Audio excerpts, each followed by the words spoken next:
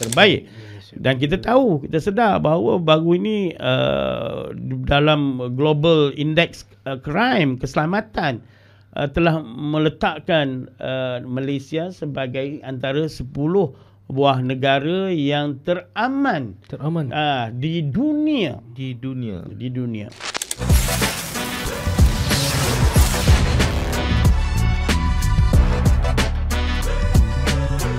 Bismillahirrahmanirrahim. Assalamualaikum warahmatullahi wabarakatuh. Salam hormat, salam sejahtera, salam Perak Sejahtera 2030.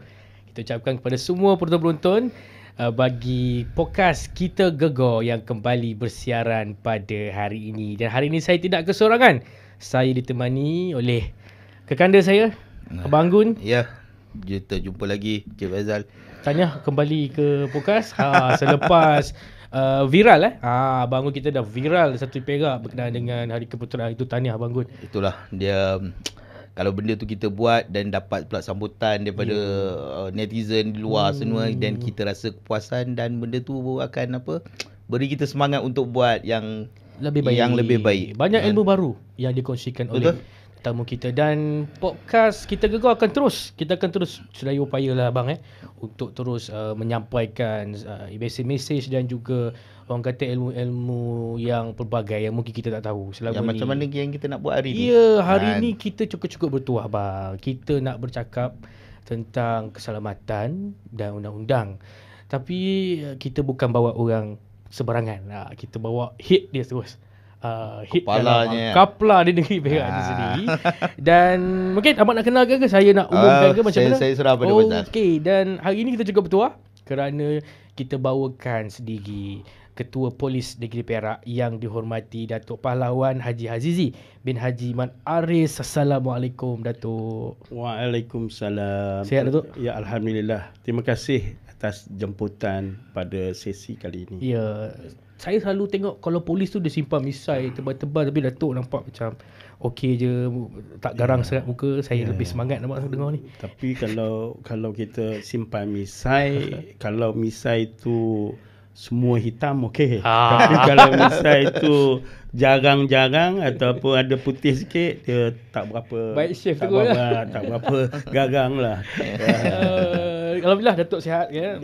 Masih alhamdulillah sihat lagi sehingga kepada hari ini. Alhamdulillah saya bersyukur kepada Allah Subhanahu Wa Taala kerana diberi kesihatan yang baik untuk saya meneruskan meneraju pasukan PDRM sehingga ke penamat perkhidmatan saya. Baik. Mungkin Abang Gun Datuk, jadi hari ini Kita Gegar podcast ni kita akan pergi dengan tajuk Perak Masih Aman. Sebab salah satu daripada kehendak rakyat, kehendak orang di luar sana ni, dia nak hidup dalam suasana yang aman lah. Jadi sebelum kita pergi kepada topik ni lah Tok kan, kita santai-santai, terrelax-relax dulu. Kalau dapat Datuk perkenalkan sedikit tentang latar belakang Datuk. Ya. Terima kasih. Saya asal daripada Kampung Cih Kati, Kuala Kangsar, Perak. Iaitu sebuah kampung pendalaman di jalan menghala ke Lenggong. Kira jalan menghala ke perkampungan Menteri Besar kita. Jadi di pertengahan tu adalah Kati, itu adalah kampung saya. Jadi kampung saya ni merupakan kampung pendalaman yang mana rata-rata masyarakatnya adalah pekerja petani, pekerja penoreh getah, bercucuk tanam buah-buahan ataupun mengerjakan tanaman-tanaman kontan. Jadi itu punca ekonomi bagi penduduk tempatan kampung tersebut. Saya dilahirkan pada 1964, iaitu hampir 60 tahun dahulu. Okey. Ya, jadi muda lagi bang. Muda lagi, hampir 60 tahun. Berarti umur saya pun hampir 60 tahun. Jadi perkhidmatan dalam PDRM saya pun menghampiri kepada garis penamat tidak lama lagi. Saya dilahirkan di kalangan orang yang susah. Mak ayah saya bekerja petani kampung, dan pada ketika itu rata-ratanya orang kampung tu semua boleh katakan dalam kategori orang-orang yang kalau zaman sekarang lah B40 ataupun bawah lagi pada B40 lah zaman dahulu. Kalau kita lihat perumahan orang asli zaman sekarang berbanding dengan perumahan orang kampung, saya pada ketika saya dilahirkan itu, saya rasa perumahan orang asli, orang asal sekarang ini lebih elok lagi daripada zaman ketika saya dilahirkan di kampung Cih Kati, Kuala Kangsar, Perak. Saya belajar daripada kesusahan, iaitu daripada rumah saya untuk pergi ke sekolah rendah. Saya berjalan kaki lebih kurang 3-4 kilometer baru sampai ke sekolah. Dan pada ketika itu jalannya tanah merah. Jalan tanah merah. Dan kasut kita yang kita pakai pada masa itu kasut plastik Fongkiong. Zaman dulu Fongkiong. Potong getah ni Potong getah. Kasut getah betul tu. Ya, jadi berjalan kaki daripada rumah ke sekolah itu merupakan satu perkara biasa harian. Keluar pukul 6 pagi dan ataupun kadang-kadang sebelum pukul 6 pagi dan sampai ke sekolah betul-betul pukul 7 suku pagi. Jadi itulah dia punya rutin harian daripada tingkat darjah 1 sehingga ke darjah 6. Di sekolah mana tu? Sekolah rendah Kampung Cih Kati, Kuala Kangsar, Perak. So jauh pendalaman sekolah itu dulu daripada permulaan saya darjah 1 nak pergi daripada simpang jalan besar ke sekolah itu mesti melalui batas sawah padi untuk sampai. Jadi kalau hujan, kalau becak, kalau musim hujan macam sekarang, saya terpaksa buka kasut dulu, senting seluar dulu sampai ke sekolah, basuh kaki dulu and then baru masuk kasut balik, baru masuk sekolah. Itulah rutin pada ketika tahun 70-an bersekolah dulu. Ya. Dan Datuk sekolah menengah di saya bersekolah lepas tu habis darjah 6, saya menyambungkan pelajaran saya di tingkatan 1 hingga ke tingkatan 3 di Sekolah Menengah Temenggung Kati. Pun jauh juga, tapi pada ketika itu dah umur besar sikit. Dah umur 13 tahun. Ayah ada beli basikal, so kayuh basikal lebih kurang 7 km kayuh basikal daripada Kampung Cih Hulu, kayuh basikal melalui kawasan jalan kampung, jalan batu, jalan tanah dan akhirnya masuk ke jalan raya, baru sampai ke sekolah. So maknanya sampai sekolah badan dah berpeluh kayuh basikal. So pergi dan balik selama 3 tahun. Kemudian saya pada ketika itu zaman saya bersekolah dulu, budak-budak yang belajar sekolah ni kalau nak diiktiraf sebagai pelajar yang mempunyai future career tu, lazimnya mereka ni akan ambil pilih aliran sains. So pada ketika itu saya diberi 2 option. Sama ada menetap belajar di Sekolah Menengah Temenggung Kati tetapi aliran sastra, ataupun berpeluang melanjutkan pelajaran di aliran sains tetapi kena pindah ke Sekolah Menengah Bukit Mercu, Ulu Kenas. Iaitu sampai ke Pekan Kuala menghala ke Manung. Yang itu. Dan pada ketika itu pergerakan saya ke sekolah, kayuh basikal seawal 4:30 pagi sebelum subuh. Sebelum subuh. Bayangkan ketika itu mandi air perigi. Mandi air perigi yang sejuk menggigil dan kita berjalan subuh dengan bersuluhkan lampu torchlight pergi ke telaga di bawah rumah saya tepi sungai dan mandi air telaga. Kemudian dengan sejuk menggigil itu buat persiapan 4,5 kayuh basikal sebab waktu masuk subuh pada ketika itu 5 suku ataupun 5,5. So kayuh basikal lebih kurang 4 kilometer. Ayah menemani hantar ke kampung Cik Hilir dan di kampung Cik Hilir singgah sembahyang subuh di masjid yang ada sekarang. Dulu masjid lama di sebelah masjid baru sekarang je. Jadi sebelah je. Jadi saya bersembahyang subuh dahulu, kemudian menumpang lori yang membawa getah skrap untuk dijual di Kuala Kangsar. Saya menumpang lori dia. Sampai ke Pekan Kuala Kangsar saja. Di Jam Besar Kuala Kangsar. Sampai di Jam Besar Kuala Kangsar lebih kurang dalam pukul 7 pagi. Kemudian saya menaiki bas pula daripada pekan itu untuk pergi ke sekolah lebih kurang dalam 4 kilometer untuk pergi. So bayangkan ada berapa transportation. Susahnya pergi sekolah. Kayu basikal, tumpang lori getah, naik bas. So begitulah hari-hari rutin harian. Pergi sebelum subuh, balik hampir maghrib. So macam mana kita nak buat kerja sekolah, masa bila kita nak buat ulang kaji. So itu merupakan satu cabaran saya kerana ingin mengejar ilmu, kerana pada ketika itu kita tahu pelajar-pelajar yang boleh memasuki aliran sains kena pergi ke sekolah Bukit Mercu. Kita tak pandai pada ketika itu. Mak ayah kita tak ada konteks pun. Padahal boleh pergi juga sekolah lain yang ada asrama.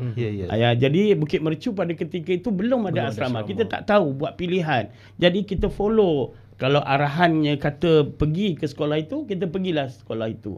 Jadi itulah beberapa kekangan sebagai anak luar bandar yang memang kurang informasinya, tetapi mempunyai semangat, hasrat untuk menjadi orang yang lebih baik. Kerana mak ayah saya ni dia memang orang susah. Duit simpanan dia, kalau saya sebut je nak beli buku, dia cepat-cepat keluar.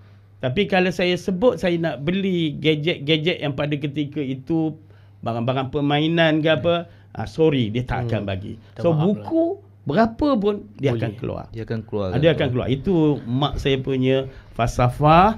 Dia kata, Azizi, you belajar kerana belajar itu boleh mengubah masa depan you dan keluarga. Pendidikan boleh mengubah kemiskinan. Betul.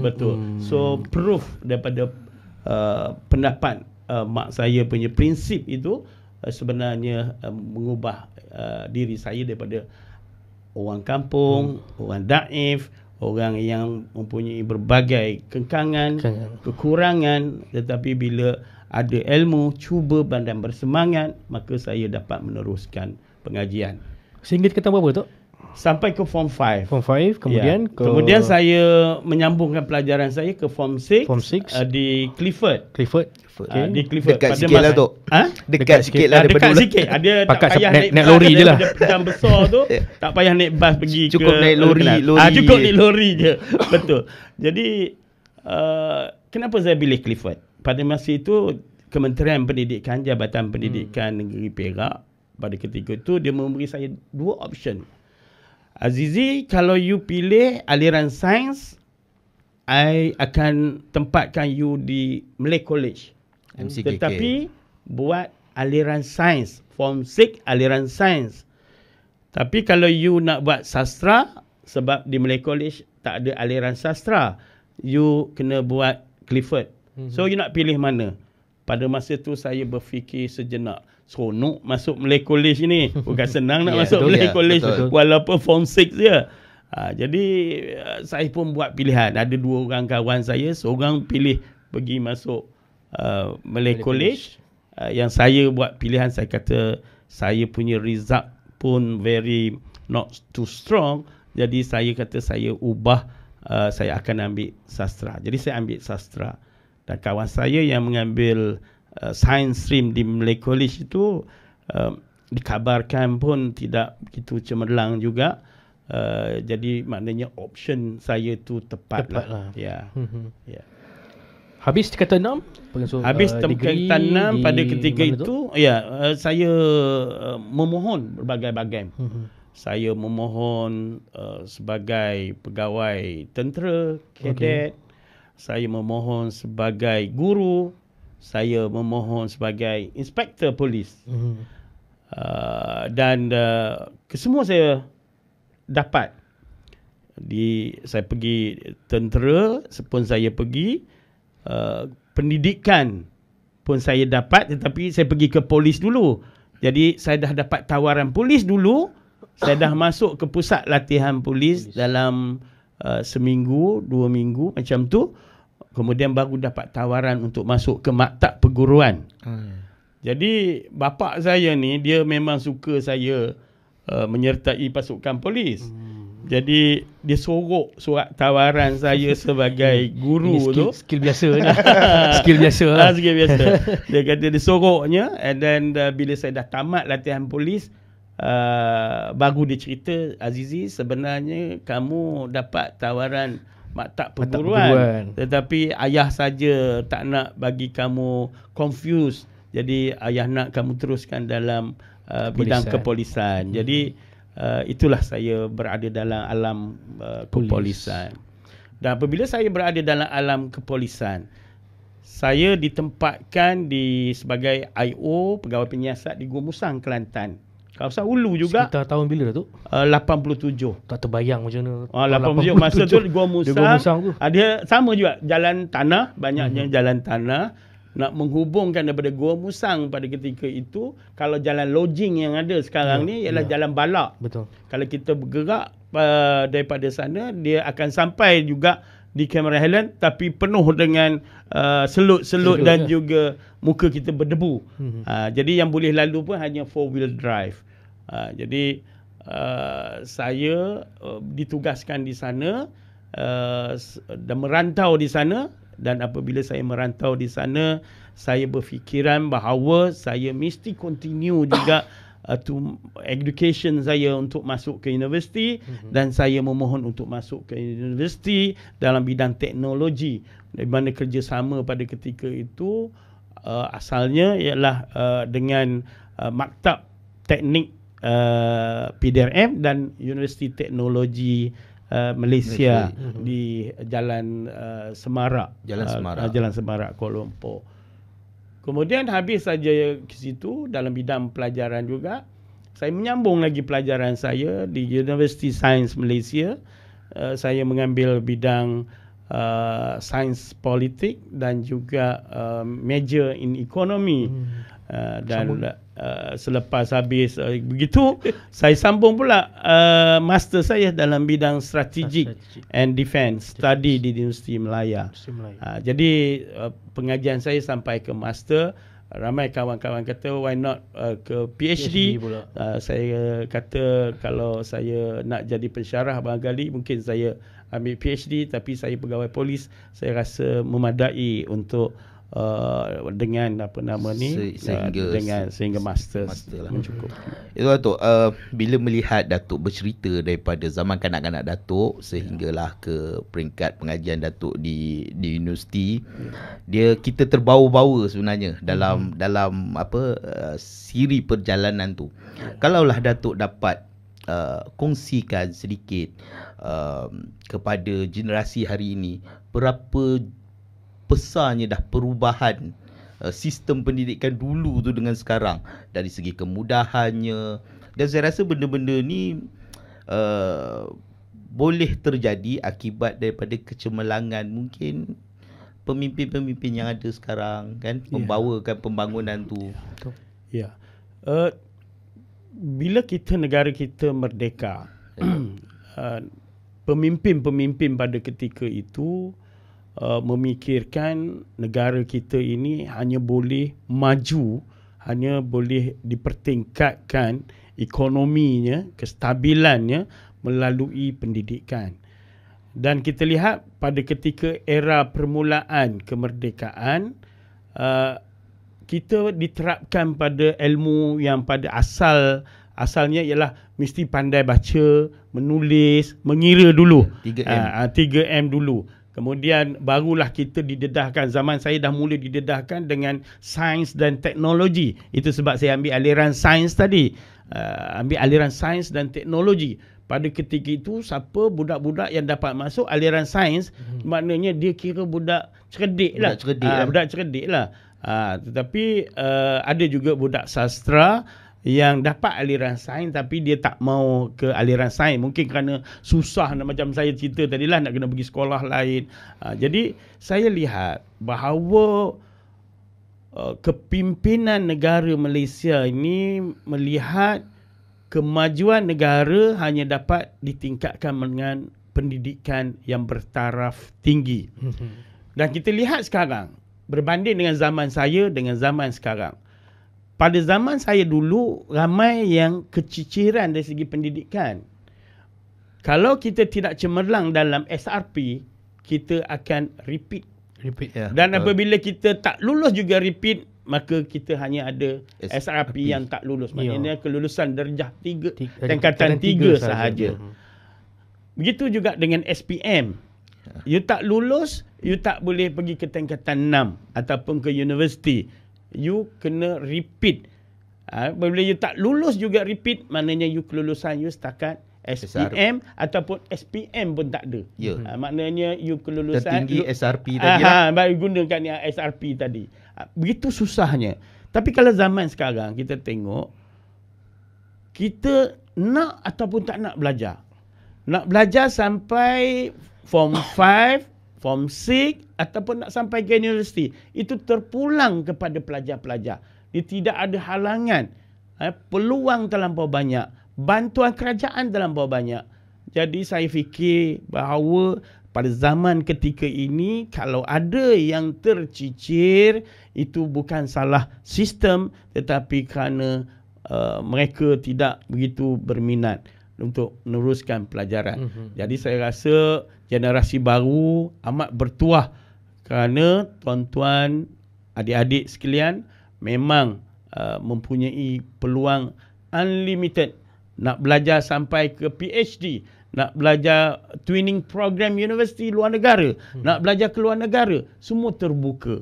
Ya, jadi nak ataupun tak nak. Nak dengan tak nak. Nak tak nak. Dia berbanding. Saya melihat zaman kita susah. Kita punya motivasi nak tu lain. Semangat nak belajar tu lain. Betul. Berbanding dengan generasi sekarang. Saya tak sebutlah anak orang. Saya sebut anak saya. Saya kata suruh pergi belajar lagi sampai ke masters ke PhD ke. Dia result dia bagus. A bahasa Inggeris, A bahasa Malaysia, A matematik. Tetapi bila kita suruh dia sambung pengajian yang lebih tinggi, dia tidak begitu minat. Dan zaman sekarang, kalau kita dulu, kalau nak tunjuk bijak kita akan ambil aliran sains. Betul. Zaman sekarang, anak saya yang bijak tu, yang kelulusan A banyak pun tadi tu pun, dia pilih kelulusan bidang muzik. Yang ada yang baru ni pula, dia ambil bidang drawing, lukisan. Jadi sekarang ni, saya sebagai ibu bapa yang moden, so saya tidak menghalang. Kerana saya sedar, pendidikan bukan penentu kerjaya. Pendidikan menentu sasiah pelajar itu, sasiah manusia itu untuk membangunkan potensi dia. Dia mungkin lulusan lukisan tetapi dia mungkin bakal jadi pemimpin yang hebat. Mungkin boleh jadi businessman yang hebat. Mungkin boleh jadi pegawai PR, perhubungan awam yang baik. Jadi disiplin education itu tidak menentukan kerjaya. Berbanding dengan dulu. Dulu you ambil sains, you akan jadi doktor. Betul. You ambil art, bagus art, sejarah you bagus, you akan jadi lawyer. You maths you bagus, maths you bagus, you akan jadi engineer accountant contohnya. Betul. Jadi kelulusan tu menentukan bidang kerjaya. Tetapi zaman sekarang ni lain. Belum tentu lagi. Jadi itulah bezanya zaman ketika saya dulu dan pada zaman sekarang. So patutnya generasi sekarang ni bersyukur amat-amat dengan negara kita ni yang maju ke depan dalam bidang pendidikan, yang maju dalam segi peluang, kemudahan pembelajaran, yang ini terkandung seperti mana di dalam kita punya perlembagaan Malaysia.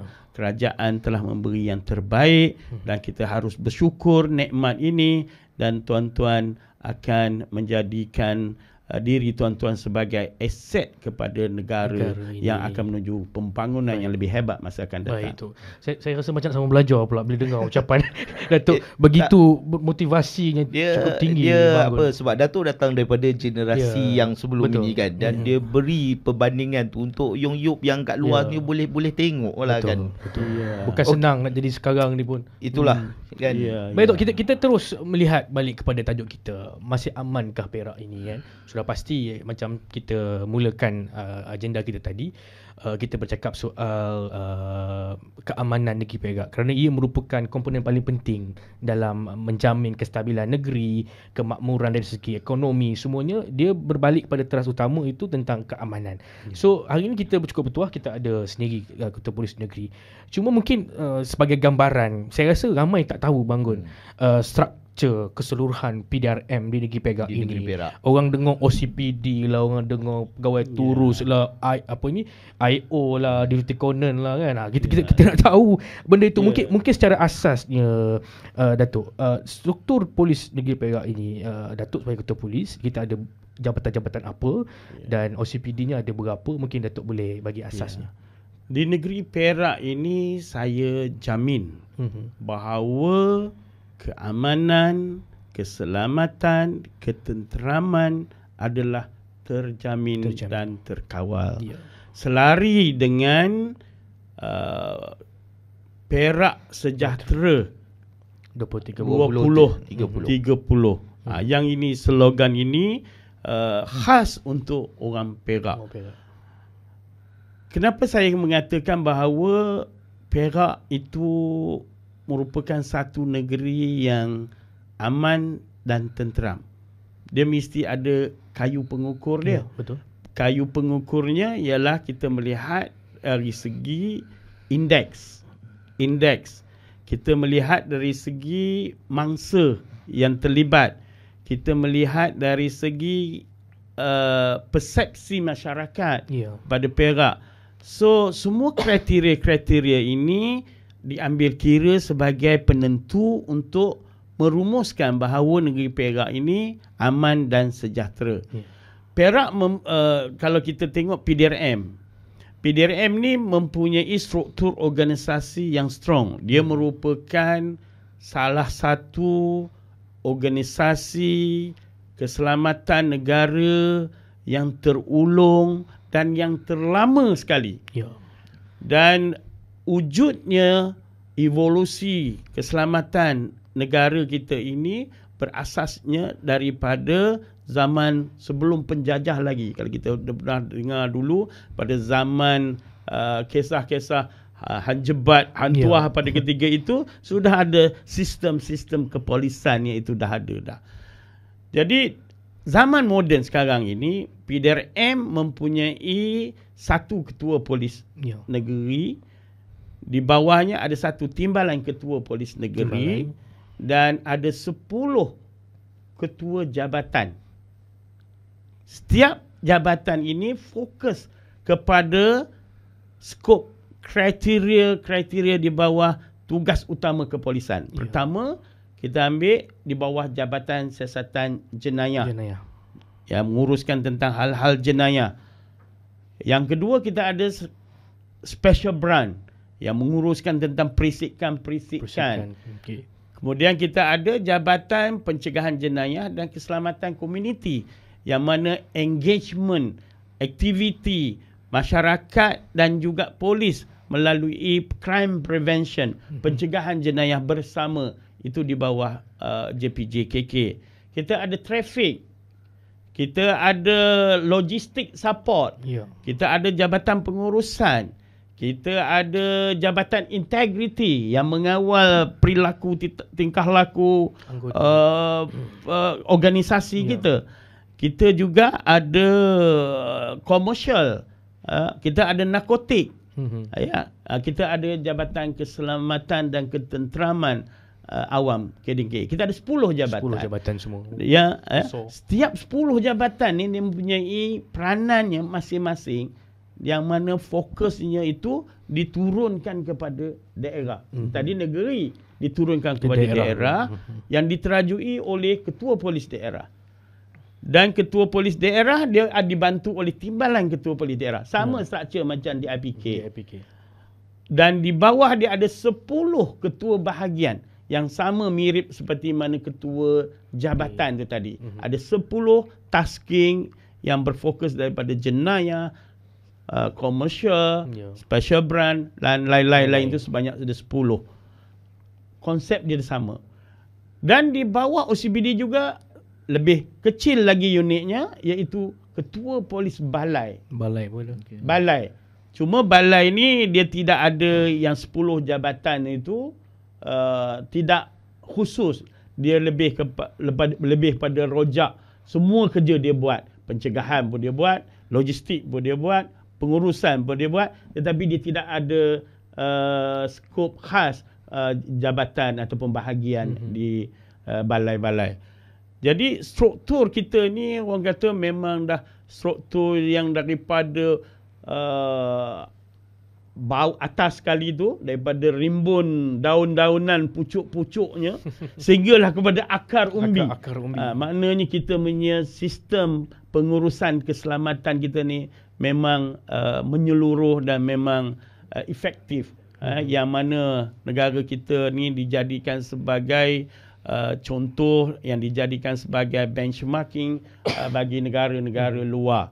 Ya, sebagai mengatakan bahawa polis Malaysia ni antara polis yang terbaik. Dan kita tahu, kita sedar bahawa baru ini dalam Global Index Crime, keselamatan, telah meletakkan Malaysia sebagai antara 10 buah negara yang teraman di dunia. Bayangkan 10 yang teraman di dunia atas faktor keselamatannya, diiktiraf Malaysia pada kedudukan dalam itu. erti kata lain, pengiktirafan ni juga dia mengiktiraf fungsi kepolisan, fungsi agensi-agensi lain, kerajaannya, dari segi agensi-agensi lain, semua diiktirafkan di bawah satu pencapaian yang saya nyatakan tadi itu. Dari segi indeks jenayah, tadi kita cakap sebagai kalau kita nak ukur kepada keamanan itu, kita lihat pada indeks jenayah tu. Di dalam Perak sendiri, mungkin kita boleh segmentizekan jenayah-jenayah yang macam mana yang dilihat semakin orang kata semakin berkembang, atau dari segi segmen jenayah mana pula yang semakin nampak penurunan. Kerana dia melibatkan juga dari segi advokasi dan usaha-usaha yang dibuat oleh PDRM dan banyak agensi juga. Mungkin Datuk boleh jelaskan. Dalam konteks jenayah dan elemen siasatan, kita tahu polis ni dia lebih pada siasatan.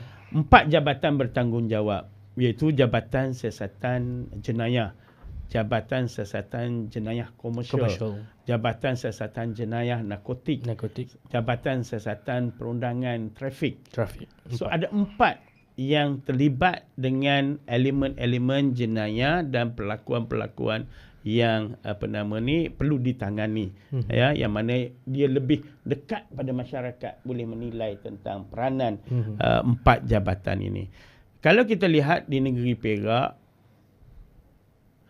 jenayah indeks yang melibatkan jenayah yang melibatkan harta benda, nyawa adalah di bawah Jabatan Siasatan Jenayah. Indeksnya di negeri Perak ini berada dalam keadaan kedudukan yang terkawal. Bagaimana kita menentukan ianya terkawal tu? Istilah terkawal tentunya mesti berlandaskan kepada kaedah saintifik, iaitu menentukan ceiling jenayah, iaitu sebagai nilai ambang. Maknanya kita boleh terima jenayah tak mungkin boleh kosong. Betul. Tak ada zon jenayah dalam negara ini. Pelik pula. Pelik pula kalau tak ada jenayah. Baik kan? sangat orang Ipoh, orang Perak. Tak ada jenayah, tak ada polis pula nanti. Ya. Ada wujud jenayah, tetapi negara boleh terima, pasukan boleh terima, rakyat boleh terima, hanya boleh terima this is level dia punya tu. Itu dipanggil ambang, nilai ambang. Kita bagi katakan kalau di Ipoh ni atau di Perak ni tak boleh lebih daripada 1000 kes jenayah. Contohnya. Contoh ya. Jadi kita kena capai, make sure ianya bawah pada 1000, mungkin 900, 800 berlakunya jenayah. Itu satu dari segi jenayah yang melibatkan harta benda dan juga nyawa tubuh badan. Satu lagi jenayah yang juga kita lihat sekarang ini iaitu melibatkan jenayah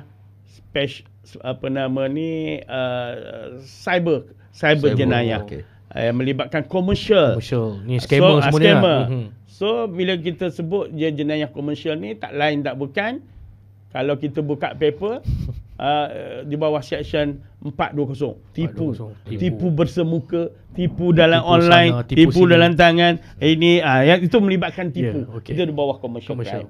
Satu lagi jenayah yang melibatkan dadah yang mana kita lihat wujudnya dua golongan.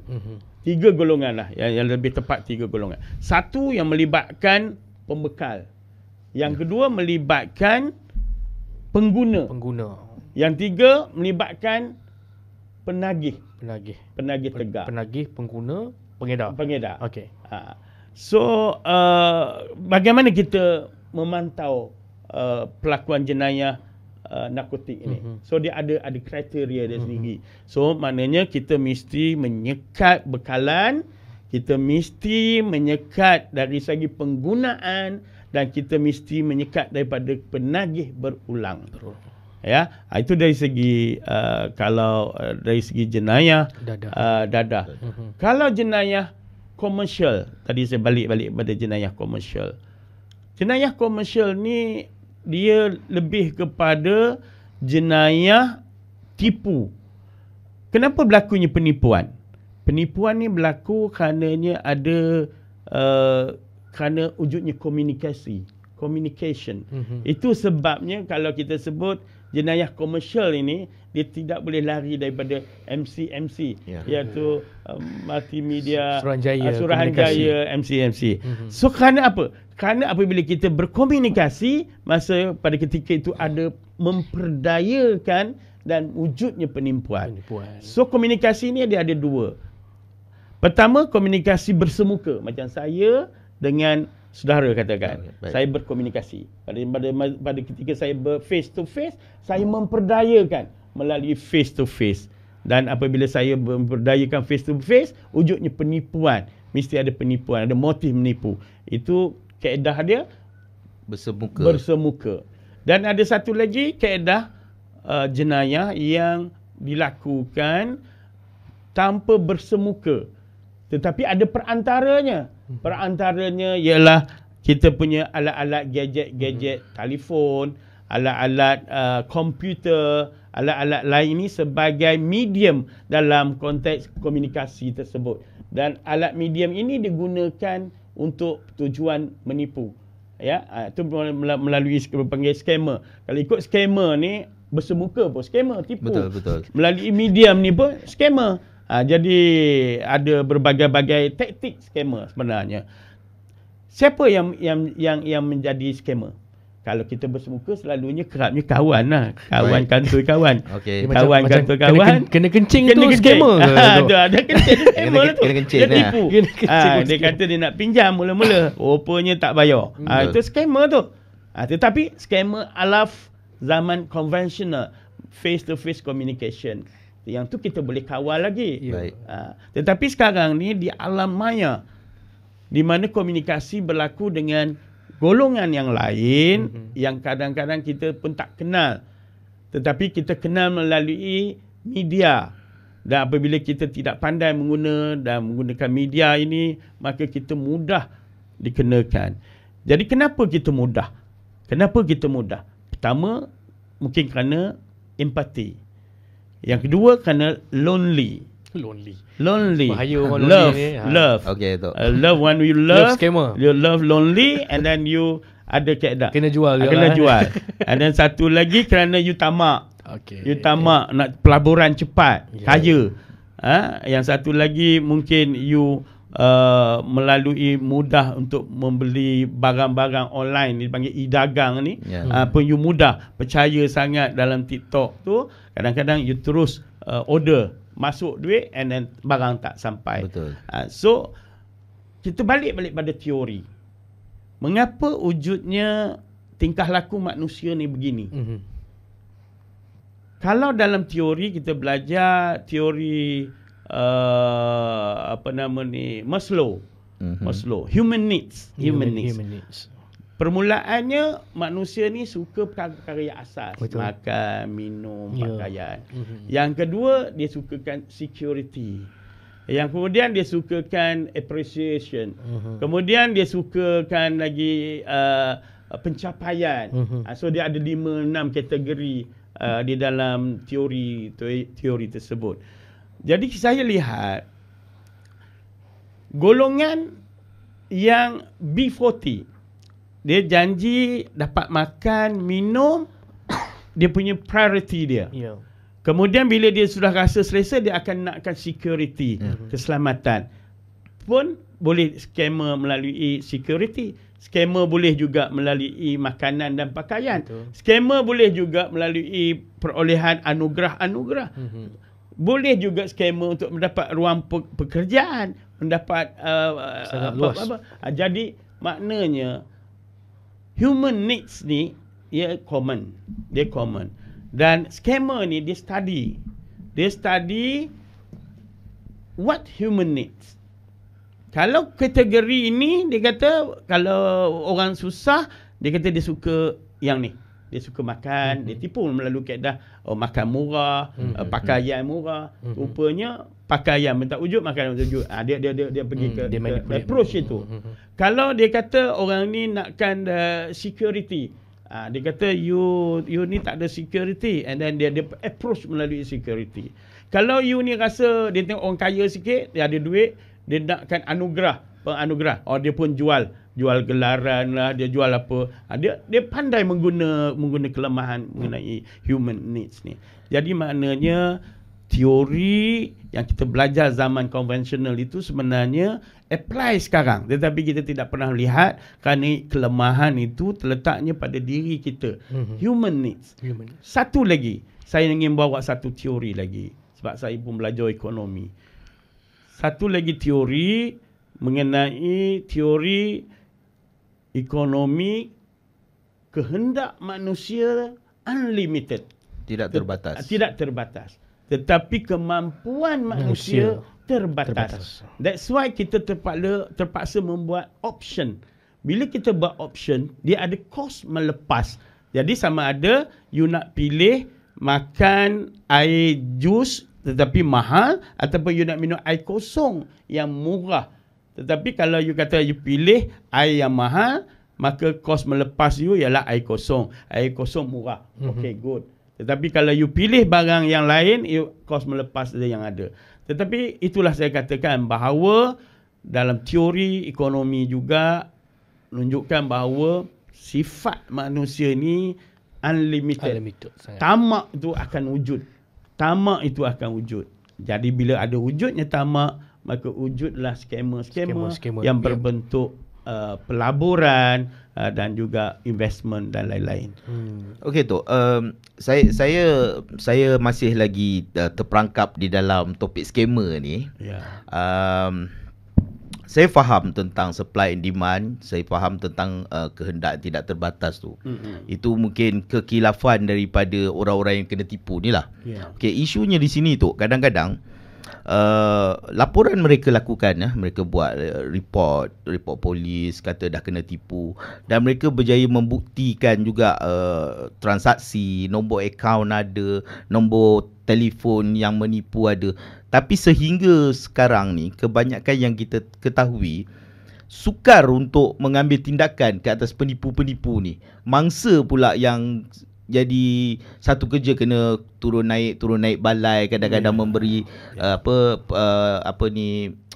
ni ditemuduga oleh pihak IO untuk dapatkan perincian segalanya. Tapi skamernya bebas juga dan boleh menipu lagi orang-orang lain. Sebenarnya kenapa tindakan untuk undang-undang ke atas diorang ni susah nak dibuat tu? Penipu ni dia cerdik. Cerdik. Yang menipu ni bukannya orang-orang yang orang kata kampung kata layman orang biasa. Dia orang yang ada ilmu, dia pandai yang menipu itu pandai. Betul. Kita pernah dengar lawyer pun menipu. Betul. Kita pernah dengar orang-orang profesional pun menipu, accountant menipu. Dan pernah juga mereka ni pun jadi mangsa pun pernah juga. Mereka ditipu juga. Jadi penipuan ni dia very treaty lah. Seperti mana soalan saudara tadi mengatakan bahawa apabila berlakunya kes begitu agak complicated untuk dituduh ataupun disiasat kan. Kita sedar bahawa apabila kita menyiasat sesuatu kes penipuan, ianya mesti berdasarkan kepada fakta dan juga mesti berdasarkan kepada exhibit yang ada, mesti berdasar kepada bukti pembuktian. So antara pembuktiannya ialah dokumen-dokumen. Selain pada dokumen ialah melalui apa yang kita communicate di dalam sistem-sistem komunikasi WhatsApp ke, komputer ke, dan adakah transaksi itu ditransfer dan adakah transaksi itu ditransfer akaun dia. Kita pernah dengar wujudnya mute account. Mute account. Akaun tidak wujud. Nama tak tahu siapa dia. Daripada luar negara, daripada mana. Jadi apabila kita siasat-siasat, akaun itu bukan akaun si dia. So dari segi pembuktian dia itu adalah sukar. Sebab dia tipu dalam online. Dia kata saya Ahmad. You masuk nama dalam akaun nama si apa nama ni David katalah daripada mana. You kata David daripada luar negara. So you pun masuk dalam akaun David. So tapi you deal dengan Ahmad tetapi sudah contradict dari segi kenapa you masuk. Dan akaun yang dia ada tu pula itu bila kita trace tidak wujud satu. Ataupun dia menggunakan akaun orang lain. Dia panggil akaun keldai. Maknanya kadang-kadang si A ni budak-budak kadang-kadang budak universiti selalu suka bagi nombor akaun pada si lain, mengatakan bahawa ini akaun dia. Okay, nanti I dapat duit, I bagi you sagu hati, tapi guna akaun dia. Kalaulah berlaku penipuan masuk ke akaun dia, so budak itu yang akan kedai tadilah yang kerja yang tu tadi. Kambing hitam lah, dijadikan kambing hitam. Jadi dalam soal akaun ni pun berbagai. Ada akaun yang wujudnya di luar negara. Ada akaun yang wujudnya akaun bukan penipu sebenar, orang lain. Ada yang akaunnya sebenarnya sebagai mute akaun palsu. Akaun orang Indonesia contohnya digunakan. Akaun orang luar negara lain digunakan. Akaun orang pelajar-pelajar yang tak tahu apa, mungkin diberi duit RM1,000 bagi tujuan pinjam akaun dia dengan kad dia sekali. Orang tu masuk RM100,000, dia kena. Jadi dia bagi orang tu sagu hati RM1,000 dia dah seronok dah.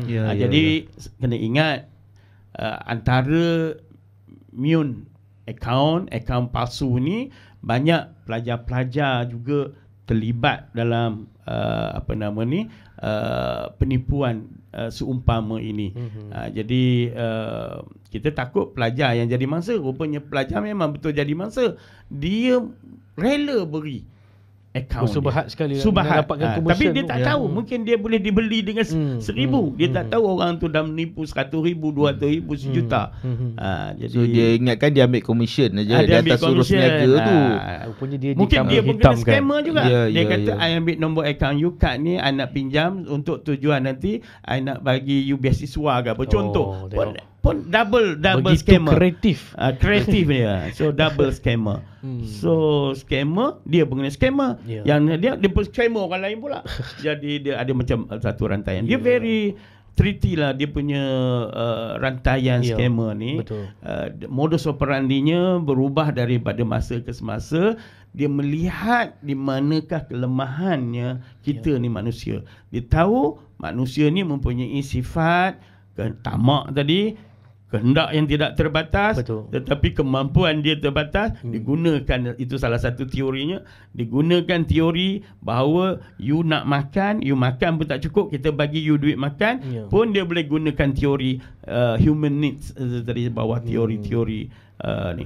Dan kita pernah tengok dalam satu lagi teori McGregor, contohnya McGregor, teori X, teori Y.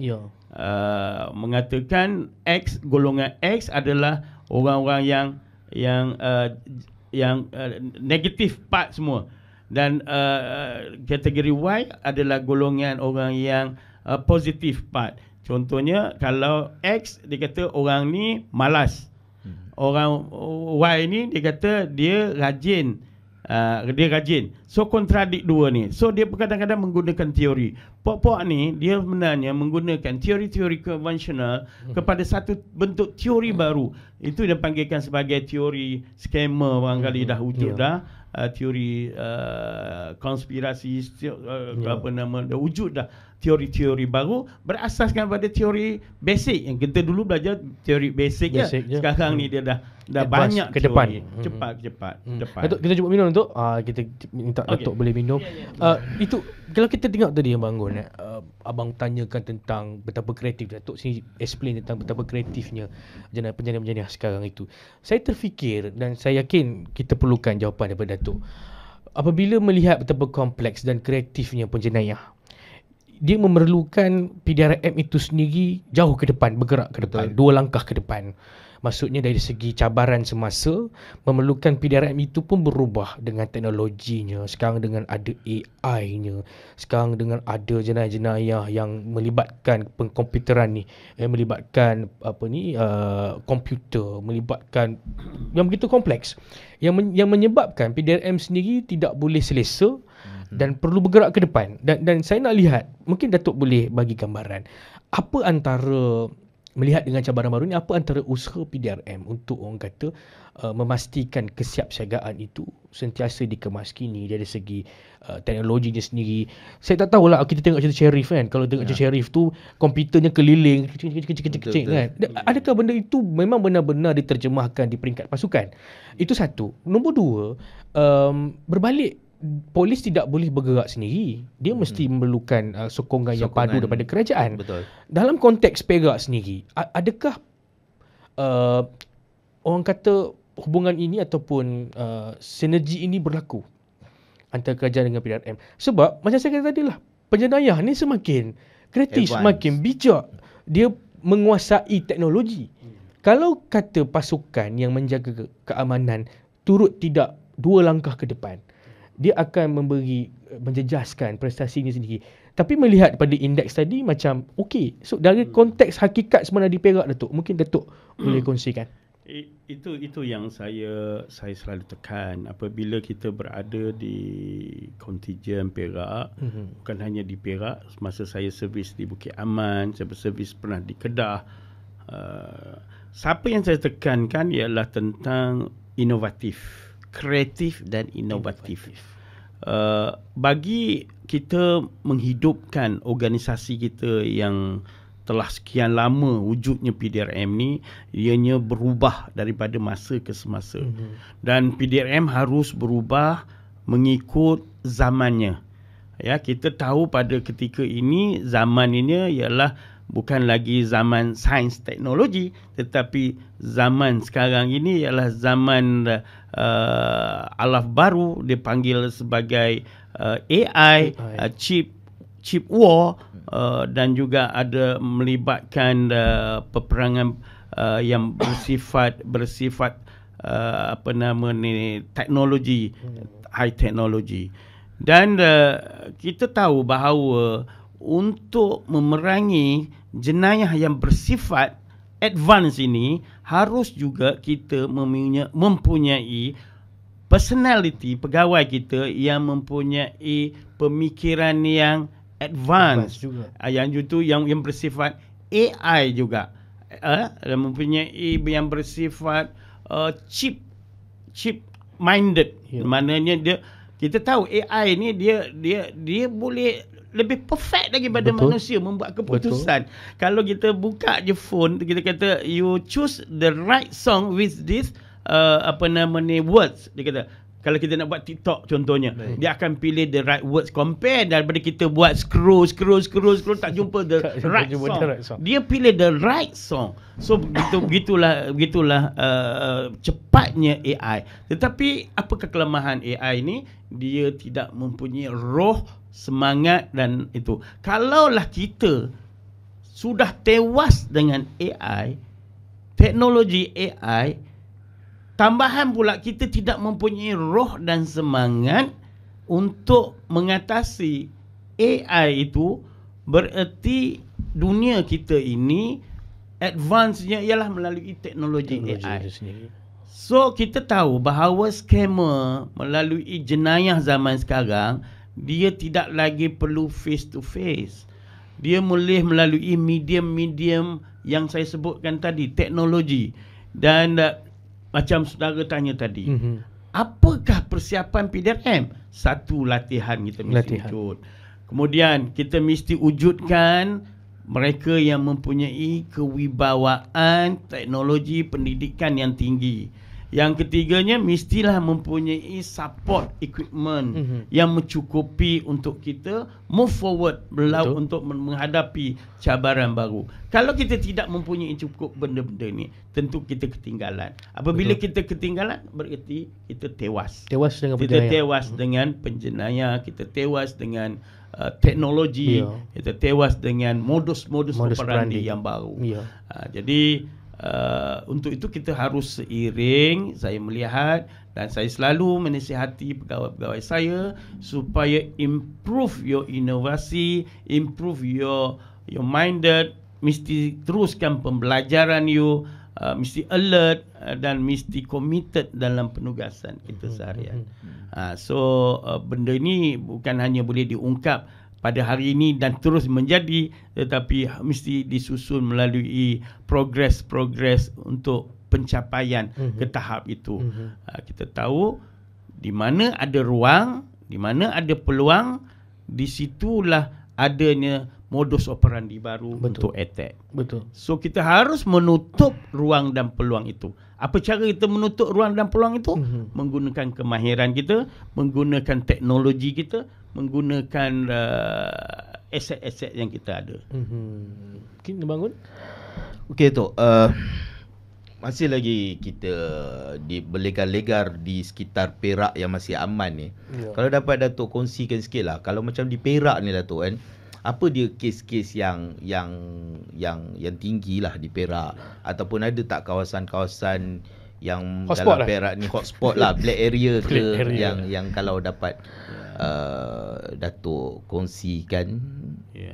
So Perak ni kita tahu pada zaman era 80-an, pada masa itu komunis masih lagi aktif. Pada ketika itu ancaman utama kita ialah ancaman komunis, anarkis subversif. Dan kini kita seolah-olah boleh melupai ancaman seumpama itu. Dan kita berhadapan dengan ancaman bentuk baru. Dan di negeri Perak ini saya lihat di manakah lokasi-lokasi yang sering mempunyai petunjuk jenayah yang tinggi. 3 daerah utama. Okey tu. Dengar ni. Ini yang 3 daerah utama. Kalau komo daerah tu komo. Pertama, Ipoh. Saya bukan orang Ipoh. Pertama Ipoh kerana dia merupakan kota negara center ibu negeri Perak. Saya rasa bukan di Perak je tu, negeri lain pun sama. Ibu negeri lainnya merupakan pusat dia. Yang keduanya ialah di Manjung pun agak besar. tempat kedua. Pusat. Tempat kedua. Bandar maritim tu Tok? Ya, maritim. Okey. Bandar itu, itulah yang saya lihat bahawa kita ada force, Navy force di sana. Kita ada bandar pelabuhan yang bakal dibangunkan di sana. Kita ada berbagai agensi maritime di sana. Jadi kita mempunyai strength, power di sana. Dan kita mempunyai kepelbagaian penduduk di situ yang terdiri daripada majoriti Melayu, Cina, India di sana. Dan kita mempunyai pelabuhan yang banyak. Jadi kenapa dia merupakan satu sasaran? Banyak faktor. Kerana kita lihat mungkin faktor-faktor persempadanan, perairan, port-portnya. Betul. Bila banyak port, banyaklah pintu masuk yang bocor. Jadi kebocoran ini harus ditutup. Itu kata kalau kita tidak tutup kebocoran ini, maka akan berlakulah jenayah. Berbalik pada soal trend yang melibatkan satu lagi daerah tu. Satu lagi iaitu Taiping. Taiping. Taiping. Itu jadi saya orang Kuala. So orang Kuala. Kuala ni boleh dikatakan antara tempat yang paling selamat dan aman. Kalau jumpa seorang pencuri tu, orang kata itu dah kira satu Kuala lah kecoh tu. Satu Kuala dah terkejut. Tapi anak siapa dia tu? Anak siapa ni? Anak siapa ni? Kita boleh trace. Itu satu ya. Yang tempat yang harus diberi tumpuan. Kalaulah Ipoh dapat menurunkan kadar jenayah, Taiping boleh menurunkan kadar jenayah, Manjung dapat menurunkan kadar jenayah, sudah pasti kadar jenayah di negeri Perak automatik turun. Sebab pusatnya di situ. Itu saya tekankan kepada OCPD yang berkenaan supaya mempunyai kaedah pencegahan jenayah yang sistematik. Berbalik soalan tadi, saudara mengatakan tentang jenayah yang kerap berlaku di negeri Perak. Kalau kita ambil, dia bukanlah jenayah yang bersifat sophisticated. Kalau bidang jenayah, selalunya yang banyak kes curi, pecah rumah, curi, lain-lain kecurian, curi motosikal. Ini dalam konteks jenayah kecurian. Yang melibatkan kecederaan ni berlaku pergaduhan, yang melibatkan rogol. Bunuh ni kita nak dengar sebulan sekali, 2 kali pun kira jarang. Alhamdulillah. Dia bukan satu tu. Yang melibatkan pembunuhan pula bukannya di kalangan orang yang tak kenal, bukannya pembunuh bersiri, bukan.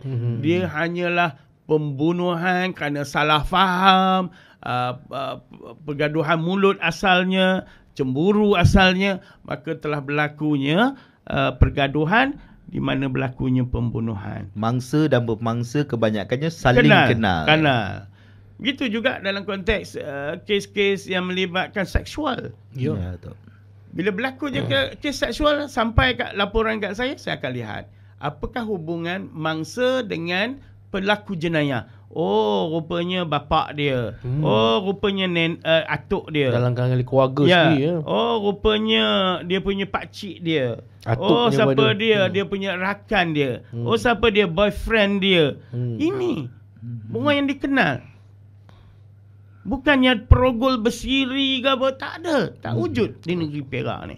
So itulah saya minta untuk mencegah perkara ini, polis hanya memberi teguran, nasihat melalui amanita. Kita approach dengan keluarga, mak, ayah, nasihatkanlah. Tapi bila kadang-kadang kita nasihat mak, ayah, ada satu tu OCPD saya, dia kata, Datuk, ini merupakan pelaporan. Antara nasihat kita menasihati ibu bapa supaya menjaga anak-anak dia. Saya pula kata, siapa perogol dia? bapak dia, apa keluar statement begitu. So macam mana kita keluarkan statement ibu bapa supaya menjaga ibu dan anak, sedangkan pelaku rogol itu bapak dia sendiri. So kata you delete ni, it cannot, tak boleh dipublish kepada media. So itulah kita kena lihat balik trend jenayah kita itu begitu rupanya. Ya. Tok, dah kita dah pergi ke daerah-daerah ni, kotlah dapat saya bertanya sikit lah Tok. Ni yang baru-baru ni di Teluk Intan ni Tok. Isu kibar-kibar bendera negara asing ni lah. Baik, benda ni dia selari juga dengan saya tengok apa Menteri Besar pun ada bagi komen. Cuma saya nak tanya lah Tok, dia isu bendera ini sebenarnya macam mana saya nak tanya je Kita pun nak berhati-hati sebab dia menimbulkan polemik yang sebab dia membabitkan negara. Datuk minum dulu tu. Minum dulu. Okey Tok. Jadi soalan saya, polis aware lah benda ni Tok kan. Saya rasa untuk tu mungkin dalam siasatan. So saya rasa mungkin bila dia masih disiasat, saya tak naklah menyentuh sangat. Cuma kalau ada sedikit lah komen dari Datuk. Sebab 61 laporan polis saya baca. Begitu banyak. Dan Datuk pun bagi statement baru-baru ni telah dihantar ke Bukit Aman untuk AG punya tindakan. Tapi banyak sangat yang bagi komen-komen ni. Betul. Tapi kita dengar sendiri daripada ketua polis lah. Sebab saya takut nanti tu ada komen-komen tu yang mungkin dia boleh trigger atau mencetuskan api perkauman ke apa ke. Benda-benda macam ni lah kita nak elak tu. Sila tu. Correct. Saya bila dah tanya, saya terpaksa menjelaskan sikit atas tanggungjawab saya. Terima kasih. Kita tahu insiden yang pertama melibatkan di Teluk Intan ini ialah permohonan permit bagi mengadakan perarakan keagamaan, Guanggong sedunia katanya. Guanggong sedunia.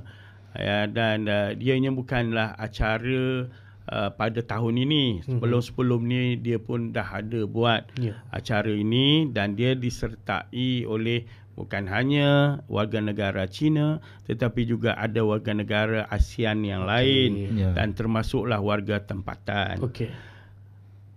Pihak penganjur memang telah pun menghantar permohonan 10 hari sebelum mengada acara. Dan kita telah pun memberi notis bahawa you boleh diluluskan penganjuran itu dengan mematuhi syarat-syaratnya. Jadi apabila berlakunya kibar bendera yang dikibarkan, ada bendera Malaysia, ada bendera China, dan ada juga bendera sembayang. Bendera sembayang lah. Negara lain tak ada. Yang dalam kita punya siasatan yang di sana tak ada. Kibar bendera sembayang dia. Ada yang warna kuning, hijau, merah, semua ada tu. Jadi apabila keluar gambar berita itu, merupakan satu perkara yang sensitif. Sensitif. Jadi saya pun telah pun mengarah kepada ketua polis daerah untuk menyemak. Apabila untuk menyemak, dan saya mendapati pelanggaran bagi melanggar perhimpunan perarakan sembayang itu berlaku, iaitu melanggar syarat, yang mana dia tidak boleh disertai oleh warga negara asing, apatah lagi mengibarkan bendera. Jadi pihak polis terus pada petang itu, malam itu saya buat kenyataan secara live dengan pihak media, mengatakan siasatan polis dijalankan berdasarkan kepada dua seksyen berkenaan. Seksyen 4. Iaitu seksyen melibatkan perhimpunan di bawah Akta Perhimpunan Aman, dan satu lagi tentang lambang kebangsaan. Jadi nyata saya kata kita mempunyai perundangan dan kita ambil tindakan. So, Lepas itu saya lihat ada beberapa netizen yang peliknya yang berbicara itu memanipulasikan beberapa fakta yang tidak tepat langsung. Okey. Ada yang saya pernah, sebelum ini saya mempunyai pendirian orang-orang yang suka cakap dalam TikTok, Facebook ni merupakan orang-orang yang bijak pandai. Ya. Tetapi yang berhujah berasaskan kepada fakta. Kerana you tidak berhujah dalam konteks fakta, you dah kira menghasut. Menghasut, betul. Yang tidak. Jadi ramai saya tengok yang mengeluarkan luar daripada fakta sebenar. Saya dalam pemikiran saya, beginikah rakyat Malaysia yang kononnya yang mengatakan yang mereka berintegriti dalam konteks social media, tetapi apabila kita lihat mereka sengaja mengambil ruang dan peluang ini untuk mencetuskan ketidakharmonian perkampungan. Kita kesalahan ini bukannya kesalahan pertama kali di negeri Perak. Pernah dulu berlaku di Kuala Lumpur. Kita ambil tindakan yang sama. No double standard. Tak ada selektif. Tak ada selektif. Kita dah ambil dah sebelum ini. Jadi benda ni dah memang ada dalam SOP PDRM. Jadi saya minta sangat kepada mereka yang sengaja mencetuskan isu ini, dan bagi audiens yang mendengar, you jangan terlampau sensitif berfikiran. Kalau you bijak, you dengar siapakah yang bercakap itu. Adakah dia mempunyai fakta, authority? Adakah dia mempunyai taraf akademik yang tinggi, mempunyai social status yang tinggi, ataupun hanya sekadar mereka yang duduk di kedai kopi tetapi boleh bebas bercakap. Kalau begitu semua orang kedai kopi boleh bercakap keluar dalam TikTok, you percaya berapa kedai kopi yang kita ada boleh bercakap. Jadi saya menasihati semua netizen berfikir secara bijak, dapatkan fakta daripada pihak yang boleh memberi fakta yang tepat. Siapa yang boleh memberi fakta yang tepat? Pihak autoriti. Siapa lagi yang ni? Saya terus pada ketika saya dihujani dengan pertanyaan itu, terus mengeluarkan rilis media yang konsisten.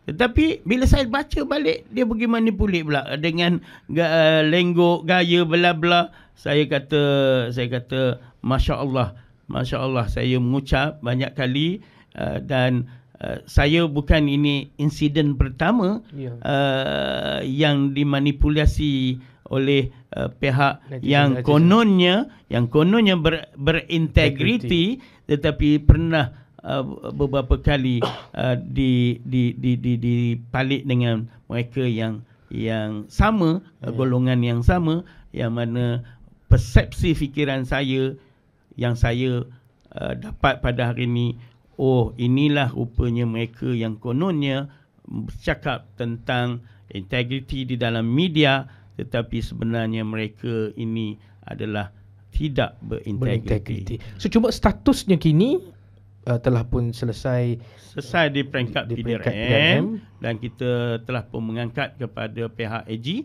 Dan kita menunggu pihak AG sama ada untuk dituduh, dan kita dalam jangka masa terdekat kita dijangka kita akan dapat keputusan. Tapi itulah Bang Gun, saya kadang-kadang saya bila tengok isu ni, saya jadi bingung kejap Bang Gun. Apa yang bingung? Kenapa kita, terutamanya orang-orang politik lah, kenapa begitu beria-ria nak ambil kesempatan terhadap isu ini untuk mereka dilihat lebih Melayu daripada Melayu. Kadang-kadang jadi hero, kadang-kadang sehingga kan mereka lupa mereka ada tanggungjawab yang lebih besar. Saya sebagai ini pandangan saya orang muda, iaitu menjaga keamanan dan memastikan hubungan etnik antara kaum tu lebih aman, lebih tenteram. Tapi sekarang saya terfikir, saya baca, saya tengok video sampai kata, contoh macam MB sendiri bagi kenyataan pun dia kena bash, dia kata MB yang biadab, MB yang, saya kenapa sampai perlu tahap begitu kita ulas isu ini sehingga perlu kita menegangkan lagi hubungan yang sepatutnya kita sentiasa memastikan kita ni duduk dalam keadaan aman. Itu teras kita kan Bang, kan? Kadang-kadang saya tak faham lah tu.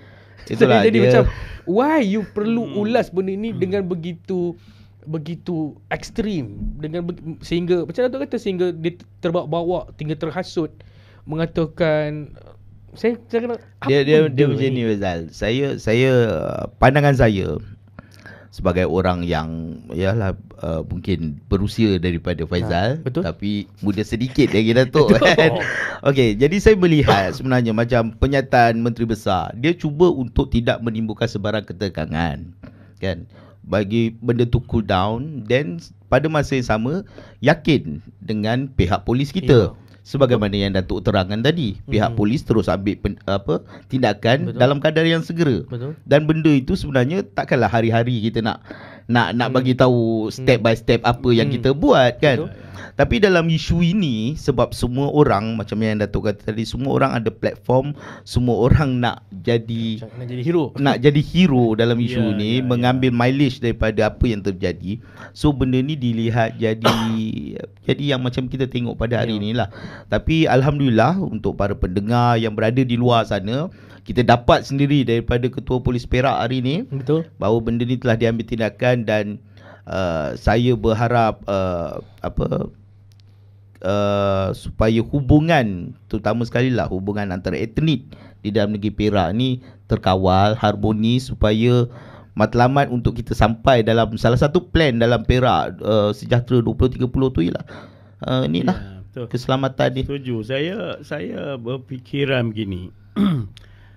Kalau kita sebut politik, tafsiran politik dalam buku Asas Sains Politik K. Ramanathan dalam tulisannya, antara lain mentafsirkan apa istilah itu politik. Politik itu ialah siapa, mendapat apa, bila dan bagaimana. So kita mendengar mereka yang menghujah dalam konteks politik. Siapa aktor dia? Aktor dia mungkin orang side B, side A, pemain politik. So, dia itu. Siapa? Apa tujuannya? Bagaimana dia memperolehnya? So saya rasa mereka mempolitikkan ini berdasarkan pada teori yang saya sebutkan tu tadi, pakai teori itu dan memanipulasikan bagi tujuan kepentingan tertentu. Kita sedar bahawa tafsiran siapa, mendapat apa, bila dan bagaimana pada ketika itu mempunyai profit bagi golongan-golongan tertentu, maka mereka memanipulasikan perkara ini. So saya sebagai ketua polis, kita boleh berlain pendapat, tetapi dalam konteks perpaduan kaum, keselamatan etnik, kita harus mengekalkan keadaan keamanan dan ketenteraman sepanjang masa, supaya Perak ini bukan hanya aman, tetapi juga maju dari segi ekonominya, tenteram dari segi rakyatnya, rasa selamat, dan kita berasa seronok berada di negeri Perak ini. Betul. Apa ni dah lalang kan Abang Anggun Datuk, kita ada dekat segmen yang sembang sikit pasal politik ni. Saya rasa Abang Anggun pun tahu betapa dinamiknya politik di Perak ni. Kita pernah bertukar-tukar kerajaan. Saya masih ingat ketika saya masih belajar tu Abang Anggun, kita ada persidangan bawah pokok. Saya pernah tengok sedikit video dekat Dewan Negeri, kita bergaduh-gaduhan dulu. Saya tengok adu-adu, menunjukkan betapa politik di Perak ni Datuk begitu, orang kata persaingannya begitu sengit lah. Kalau kita belajar politik tu, nak ukur politik negara pun boleh tengok politik di Perak. Banyak sampelnya di Perak. Sampel di Perak. Datuk ada pengalaman yang panjang, pernah bertugas di banyak tempat. Ni pandangan jujur Datuk lah. Susah nak jaga politik di Perak ni sebagai dari aspek perspektif seorang ketua polis. Datuk pernah jadi timbalan ketua polis juga. Dari perspektif itu bagaimana tu? Jujur. Saya bercampur semua. Saya bercampur semua, saya approach semua. Dan kesemua mereka ini merupakan klien saya. Betul. sama ada mereka berprinsip A atau B, C, semuanya memang dalam pemikiran saya. Tak ada double standard, tak ada double standard. Okay. Ya. Dan saya faham bagaimana mereka menghujah, mengambil kesempatan dalam konteks perkara-perkara yang tertentu atas kepada kepentingan perjuangan mereka. Dan saya faham sebab saya mengenali mereka. Cuma yang saya khawatirkan rakyat yang kurang pendedahan itu, yang mudah cepat percaya, yang mudah dipersonakan dengan hujah-hujah yang tidak tepat itu. Dipersonakan, saya akan merasa bahawa ianya akan menjadikan mudah di luar kawalan. Jadi ini skema dalam bentuk politik tu. Skema ada juga. Skema ada berbagai-bagai. Dia tahu dia needs, human needs. What human needs? Dari segi itu saya sebut tadi, dalam konteks keperluan asas, dalam konteks skema security, skema ada security for achievement pun ada, security skema politik pun ada. So skema, banyak skema. So yang ini skema politik kita akan tunggulah daripada ahli panel yang bijak ni nanti akan berhujahlah tentang perkara itu lebih. Saya rasa cukuplah untuk hal-hal politik ni. Kita stop lah. Datuk, sepanjang perkhidmatan Datuk, apa kes yang paling Datuk boleh lupa Datuk? Macam yalah, kita masing-masing ada memori. Macam anak saya sunat lah memori paling dia tak boleh sekarang di usia dia. Tapi Datuk sendiri dalam pengalaman yang mungkin cukup dah 30 tahun. Saya tengok profil Datuk pernah jadi pengiring pada Timbalan di Porto Agong. Saya sempat tengok. Datuk pernah duduk di Bukit Aman, pernah duduk di Kedah dan sebagainya. Tapi mungkin Datuk boleh share kes yang paling Datuk tak boleh lupakan. Ya. Sama ada dia ngeri ke? Ya, saya masa saya mula bertugas dahulu di Kelantan. Dan apabila ada satu kes ini memang menyayat hati, rakan saya, anggota saya, iaitu namanya Constable Amin. Yang mana ditugaskan pada ketika itu meronda di Gua Musang. Dan pada ketika itu Gua Musang masih lagi curfew, maknanya komunis ada lagi, aktif lagi di Gua Musang. Di Gua Musang tahun 87. Okay. Dan pada ketika itu saya sebagai pegawai penyiasat IO, pegawai ronda cegah jenayah juga di bawah pentadbiran saya. Dan pada ketika itu saya mendapati ada satu kes pembunuhan berlaku di Kota Baru, Kelantan. Okay. Dan suspek dikatakan telah pun melarikan diri daripada Kota Baru dan dijangka menghala ke selatan melalui Gua Musang, Lipis dan menghala ke Kuala Lumpur.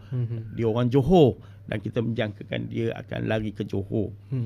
So pada ketika itu pihak Petro ni telah pun mendapat maklumat dan telah berjaya menahan suspek pembunuhan ini.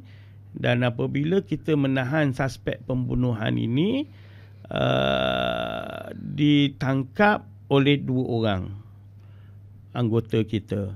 Dan apabila dia ditangkap oleh 2 orang, yang mana jaraknya daripada IPD Gua Musang lebih kurang dalam 1.5 kilometer. Dekat. Pada ketika itu waktu dijangka dalam pukul 2-3 pagi. 3 pagi, orang tak ada, lengang. Dan pada ketika itu pegawai yang ada bersamanya membuat keputusan untuk membawa balik suspek ini. Dan suspek ini pada ketika itu dilihat tidak begitu agresif pada mulanya. Dan melihat bahawa dia tidak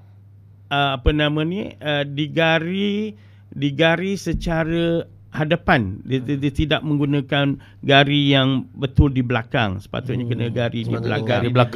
Gari di belakang. And then dia membawa OKT ini diarah untuk escort bawa ke balai. Yang jaraknya lebih kurang 1 kilometer. Berjalan kaki. Sahabat dia yang seorang lagi mengatakan tak apa, dia pergi ke balai, dia akan tunggu di balai. Itu satu kesilapan. Dan apabila berlaku kesilapan itu, dia hanya escort seorang dengan penjenayah ini tadi. Tapi penjenayah itu bergari lah tu. Bergari depan. Bergari. Dan apabila kita menunggu di balai, tak sampai-sampai balai. Dan apabila kita cuba merata cari, akhirnya kita jumpa mayat anggota saya ini dibenamkan di dalam longkang. Lemas di dalam longkang. Bergelut dan lemas di dalam longkang. Dan dia merampas pistol daripada anggota saya. Itu peristiwanya. Dan selepas itu kita mengesan salah ini. Merata tempat pada malam itu, dikatakan ada di dalam gua, dikatakan ada di bukit. Kami PDRM, agensi-agensi lain bersama-sama untuk mengesan. Dan akhir sekali risikan mendapati bahawa dia telah pun balik sampai ke Johor. Dan akhirnya berjaya ditangkap di Johor, akhirnya didakwa. Apa yang ingin saya tekankan di sini tentang kaedah kita menjalankan tugas. Nasihat kepada pegawai, anggota saya, supaya apabila kita melakukan tugas, ikutlah SOP. SOP telah mengambil kira berbagai faktor, telah mengambil kira berbagai prosedur supaya elemen keselamatan itu diambil kira. Kita tidak mahu adanya kehilangan nyawa di kalangan warga kita. Betul. Dan kita berhendak supaya penjenayah ini dapat ditumpaskan. Jadi memori pertama ini, semasa saya baru mula masuk polis, menjadi satu benak di dalam fikiran saya, yang mana anggota itu merupakan anggota daripada kampung saya juga sendiri. Orang Kati juga. Orang Kati juga. Dan sedih melihat tentang hal ini. Saya juga mengenali keluarganya, dan ianya tak dapat saya lupakan sehingga sekarang. Apa yang saya ingin tonjolkan perkara ini, nasihat kepada warga PDRM supaya apa juga tindakan kita mematuhi peraturan, mematuhi prosedur yang telah ditetapkan, mengambil kira semua aspek keselamatan, mengambil kira semua aspek dari segi tata cara yang betul. Ya, terima kasih. Itulah Tok, sedar tak sedar kita pun kita sudah sampai ke penghujung lah. 1 jam lebih juga kita. Walau kita sedar tak sedar, macam kita cakap Tok, bila sembang-sembang ni tahu-tahu je kan. Baiklah, di awal-awal siri kita tadi Datuk mengatakan dah 60 tahun di dalam perkhidmatan. So pada khidmat saya, mungkin usia pesaran Datuk pun dah semakin hampir. Kalaulah saya di kita Gegor ni, kita beri ruang ini, kalau ada Datuk nak menyampaikan amanat, ingatan atau pesanan, terutama kepada anggota Datuk di negeri Perak terutamanya, mungkin Datuk boleh gunakan platform ni untuk. Dan ni satu lagi bang, bukan hanya pada anggota Datuk ya.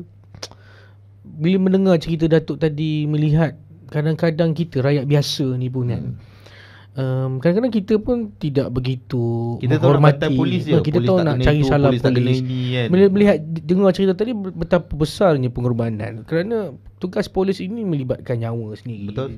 Dia pun meletakkan diri mereka itu, meletakkan negara itu lebih penting daripada diri sendiri. Tapi kadang-kadang kalau kita lihat orang tidak begitu, orang kata polis itu yalah tak ada integriti lah, ambil rasuah lah, itulah inilah. Tapi hakikatnya saya Datuk sendiri lebih tahulah melihat di tempoh perkhidmatan Datuk ni.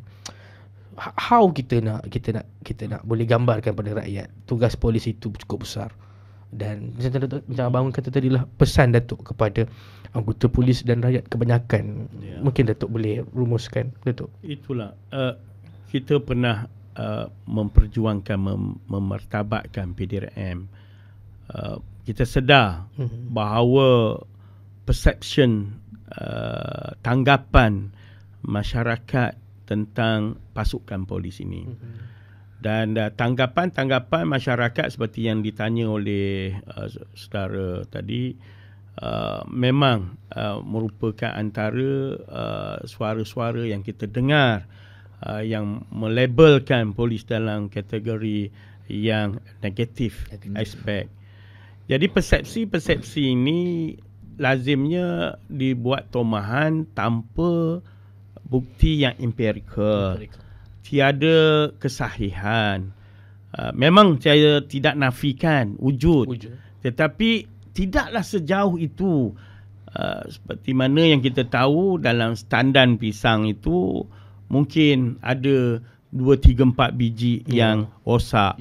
Dan kita tidak biar yang rosak itu kita cabut dan kita buang yang rosak itu supaya dia tidak berjangkit kepada buah-buah yang lain. Itu memang prinsip kita ambil. Saya tengok dalam konteks persepsi masyarakat ini, kita pernah melancarkan war of perception. Kita fight untuk menunjukkan bahawa sebenarnya bilangan polis yang berintegriti tidak seperti mana yang digeneraliskan oleh rakan-rakan di luar sana, oleh media, oleh ni. Jadi saya pun kadang-kadang bila dah jadi ketua polis negara, ketua polis negeri, buat correction sikit tu ya. Itu sebagai ketua polis negeri, apabila saya diajukan soalan-soalan oleh pihak media lazimnya, mereka hanya akan berminat melihat apakah insiden-insiden yang berlaku, jenayahnya yang berlaku. Jenayah bunuh, jenayah aksiden, jenayah yang melibatkan scammer, jenayah dadah, jenayah rogol, jenayah. And then kalau dalam elemen sedalaman pula, dia melihat polis buat laku jenayah, polis yang melakukan penipuan, polis melakukan rogol, polis yang tak ada berintegriti, polis yang berhibur, yang ini banyak ditonjolkan. Memang betul ada yang berlaku dan kita tidak akan berkompromi. Kita akan ambil tindakan kepada mereka. Tetapi kerap sangat mengeluarkan berita-berita seumpama ini akan terpahat di dalam pemikiran rakyat kita bahawa wah, inilah rupanya negara kita yang tidak begitu aman, berlakunya pembunuhan, berlakunya hari-hari berlaku. Memanglah berlaku hari-hari. Kalau jenayah tak berlaku sehari pun, orang akan, asal jenayah kosong ni. Kan? Jadi kerana apa? Kerana kerap kali diwar-warkan, kerap kali diperkatakan, kerap kali menimomokkan. Padahal yang polis buat baik itu, contohnya polis mengadakan kunjung hormat kepada mereka-mereka yang daif, polis yang berjaya menangkap, polis yang berjaya menyelesaikan kes dalam masa yang singkat, polis yang berjaya menyelesaikan kes serbuan. Yang ini tidak di-highlightkan, ditonjolkan. Jadi kita lihat bahawa pasukan polis kita ni dimomok-momokkan tentang polis ini dengan berita-berita jenayah hari-hari, berita kesalahan-kesalahan kita sekali.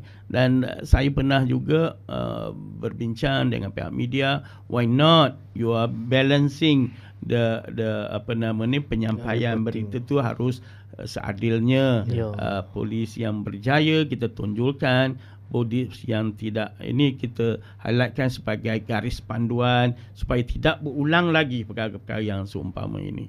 Jadi rakyat akan berfikiran balance Kerana kita tahu pasukan polis ini merupakan role model. Betul. Kalau model ini diceritakan tentang buruk semua, pastilah role model kepada negara kita ini melihat bahawa wah, inilah keburukan-keburukan saja yang dilihat. Tidak pernah melihat tentang kebaikan-kebaikan, pengorbanan, keperwiraan, ya, betul. Kepahlawanan. Betul. Jadi yang ini juga harus ditonjolkan. Ya, betul. Barulah balance dan rakyat merasakan bahawa mendapat input yang tepat yang boleh mereka fikirkan sebagai mereka boleh berfikir dalam keadaan yang normal. Ya. Datuk, last words kepada anggota polis, ya. Kepada Datuk punya perkhidmatan. Ya, dalam perkhidmatan saya menekankan kepada 3 aspek. Pertama, memperkukuhkan organisasi. Yang kedua, memberi penyampaian service delivery yang terbaik. Dan yang ketiganya, mempunyai engagement dengan rakyat berbagai kategori di luar sana dengan keadaan yang baik. Pasukan harus kuat. Pasukan harus bijak. Pasukan harus strong. Pasukan harus berintegriti. Pasukan harus boleh memberi manfaat kepada rakyat. Melalui apa? Penyampaian dia. Apabila dia dapat memberi penyampaian yang baik, dapat memberi servis delivery yang baik, dapat bermesra dengan rakyat, rakyat rasa dihargai. Apabila rakyat datang ke balai, disambut dengan muka yang manis, sebab rakyat yang itu dalam keadaan kesusahan, mereka disambut dengan membantu, diringankan beban mereka, maka rakyat akan merasa, wah, inilah pasukan yang dikehendaki. So kita juga melihat bahawa rakyat harus diberi engagement. Pengetahuan rakyat harus diberi kepada penyemaian pemikiran yang tepat dan betul. Tidak terpesong dengan inayah-inayah yang songsang, inayah-inayah yang bersifat persepsif yang negatif. Kita harus ke depan, engage dengan masyarakat, move forward dengan masyarakat. And then yang last one, mesti ada daya kreativiti dan inovatif. Sekian, terima kasih. Terima kasih, Datuk. Kita pun dimaklumkan Datuk akan bersara tahun ni. Ya. Datuk nak buat apa, Datuk, bersara ni? Saya ingat saya akan jadi rakan fokus. Kalau melihat kepada keilmuan Datuk tadi, saya memang bagilah kursi dekat Datuk. Melihat pada teori-teori yang Datuk. Rakan fokus kita lah. Betul. Baik, itu dia Abang Gun. Saya rasa kita pun telah pun berada di penghujung rancangan. Mungkin InsyaAllah kita akan teruskan podcast kita ini. Terima kasih kepada yang dihormati Datuk Pahlawan kita, dan kita ucapkan jutaan terima kasih di atas kerana Datuk. Dan ya, mungkin kita tak tahu bila lagi kita akan berjumpa dengan Datuk. Saya pun mungkin kita dah ucapkan selamat bersara juga, Datuk. Dan terima kasih di atas segala perkhidmatan dan juga bakti Datuk kepada negara kita ni. Terima kasih. Kalau Abang Gun ada di penghujungnya? Kita merakamkan setinggi-tinggi penghargaan kepada Datuk dan juga kepada pasukan PDRM, terutama di negeri Perak, seluruh anggota, untuk memastikan Perak ini kekal aman, mengikut apa-apa indeks yang telah Datuk nyatakan tadi, nilai ambang apa semua. Kita yakin dengan kerjasama antara kerajaan negeri, polis dan semua orang, kita boleh mengekalkan keamanan di negeri Perak ni supaya semua orang boleh hidup, semua orang boleh cari rezeki, semua orang boleh berada dalam keadaan yang terkawal. Apapun, selamat bersara, Tok. Terima kasih. Terima kasih semua pada penonton yang terus setia bersama dengan podcast kita Gegar, dan terjawablah sudah yang Perak masih aman. Cuma yang tak terjawab ni bang, gegaran yang masih belum terjawab. Gegaran sikit tu. Gegar. Kita gegar nak tahu. Gegar ni kenapa tak tahu gegar tu? Kita gegar, tapi gegar yang baru-baru ni kita tak tahu pula jawapan je. Gegar ni dia sebenarnya dia memberi amaran kepada kita, bagaimanakah kita berada dalam keadaan yang negara yang aman, yang tenteram, dengan sedikit ujian, gegaran itu dia melihat bagaimanakah kesepakatan, kesepaduan agensi-agensi, rakyat-rakyat dalam menghadapi situasi-situasi yang seadanya itu. Misteri. Dia masih lagi kekal misteri. So yang kata itu pasal letupan kuari bom tu bukanlah tu. Ya. Kita mempunyai hipotesis. Kita ingat kita buat PhD ke master dia ada hipotesis. Dalam konteks ini juga ada hipotesisnya, di mana sangkaan mengatakan ianya berpunca daripada bunyi yang kuat daripada udara. Itu kita sangkal. Dia katakan bahawa bunyi itu di dataran bumi. Mungkin letupan daripada kuari ataupun letupan orang main mercun ke apa ke tu. Mirip yang itu kita sangkal juga. Dan begitu juga yang dikatakan bahawa bunyi itu datang daripada kerak bumi juga disangkal. Sistem radar kita tidak dapat mengesan. Sistem radar udara kita juga tidak dapat kesan. Dan bukan mirip kepada ketiga-tiga teori itu. Jadi kita menyangkal wujudnya daripada letupan udara ataupun bunyi daripada udara, bunyi daripada rataan permukaan bumi ataupun daripada bawah. Bumi. Jadi ianya masih misteri, tetapi saya memberi jaminan berasaskan kepada pendapat pakar yang ada di negeri Perak ini mengatakan bahawa ianya tidak perlu dirisaukan. Terima kasih. Kekal misteri. Itu saja, terima kasih. Semua jumpa lagi di episod akan datang. Assalamualaikum. Salam hormat. Terima kasih. Waalaikumsalam. Cantik tempat ni.